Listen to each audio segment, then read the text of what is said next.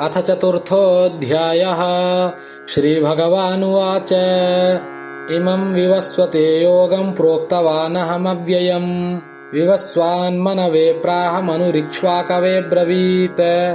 एवं परम्परा प्राप्तमिमं राजर्षयो विदुः सकालेनेह महता योगो नष्टः परन्तप। स एवायं मया तेद्य योगः प्रोक्तः पुरातनः भक्तोऽसि मे सखा चेति रहस्यं ह्येतदुत्तमम्। अर्जुन उवाच अपरं भवतो जन्म परं जन्म विवस्वतः कथमेतद्विजानीयां त्वमादौ प्रोक्तवानिति।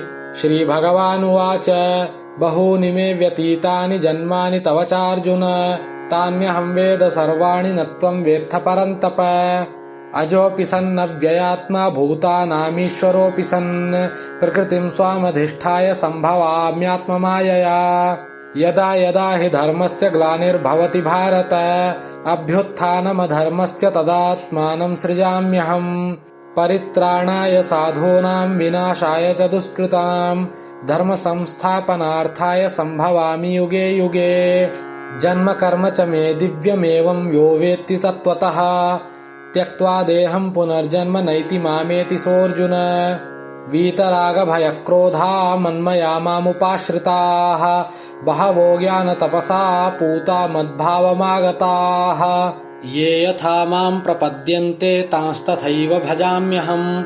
मम वर्त्मानुवर्तन्ते मनुष्याः पार्थ सर्वशः काङ्क्षन्तः कर्मणां सिद्धिं यजन्त इह देवताः।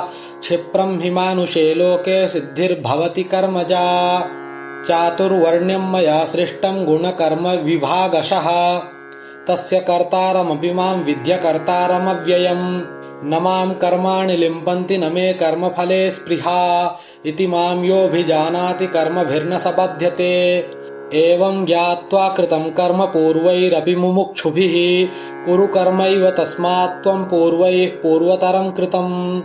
किं कर्म किमकर्मेति कवयोऽप्यत्र मोहिताः तत्ते कर्म प्रवक्ष्यामि यज्ज्ञात्वा मोक्ष्यसे शुभात्।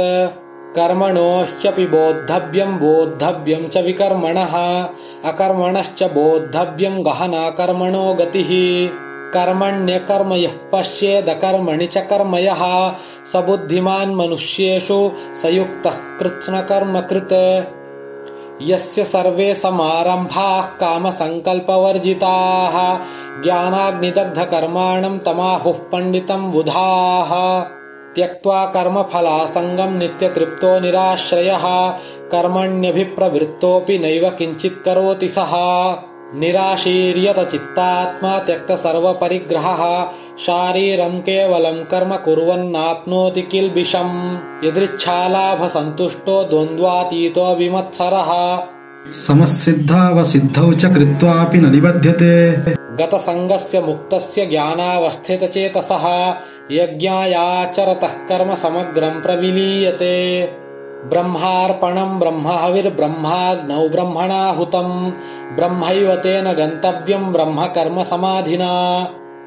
दैवमेवापरे यज्ञं योगिनः पर्युपासते ब्रह्माग्नावपरे यज्ञं यज्ञेनैवोपजुह्वति।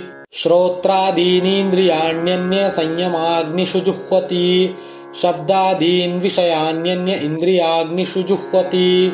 सर्वाणीन्द्रियकर्माणि प्राणकर्माणि चापरे आत्मसंयमयोगाग्नौ जुह्वति ज्ञानदीपिते।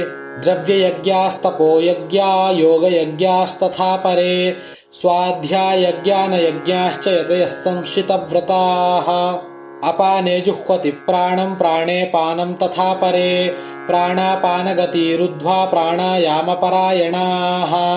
अपरे नियताहाराः प्राणान् प्राणेषु जुह्वति सर्वेऽप्येते यज्ञविदो यज्ञक्षपितकल्मषाः। यज्ञशिष्टामृतभुजो यान्ति ब्रह्म सनातनं नायं लोकोऽस्त्ययज्ञस्य कुतोऽन्यः कुरु सत्तम। एवं बहुविधा यज्ञा वितता ब्रह्मणो मुखे कर्मजान् विद्धितान् सर्वानेवं ज्ञात्वा विमोक्ष्यसे। श्रेयान् द्रव्यमयाद्यज्ञात् ज्ञानयज्ञः परन्तप सर्वं कर्माखिलं पार्थ ज्ञाने परिसमाप्यते।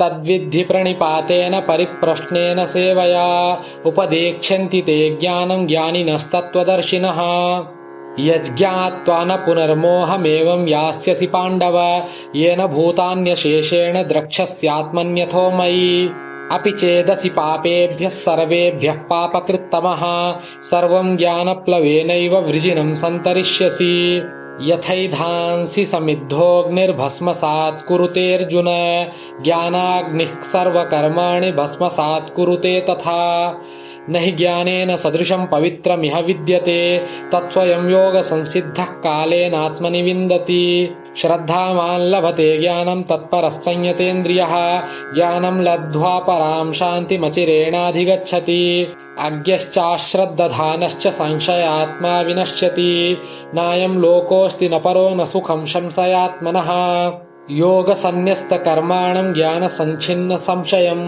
आत्मवन्तं न कर्माणि निबध्नन्ति धनञ्जय तस्मादज्ञानसम्भूतं हृत्स्थं ज्ञानासीनात्मनः छित्त्वैनं संशयं योगमातिष्ठोत्तिष्ठ भारत। ओम तत्सदिति श्रीमद्भगवद्गीतासु उपनिषत्सु ब्रह्मविद्यायां योगशास्त्रे श्रीकृष्णार्जुन संवादे ज्ञानकर्म संन्यासयोगो नाम 4. अध्यायः।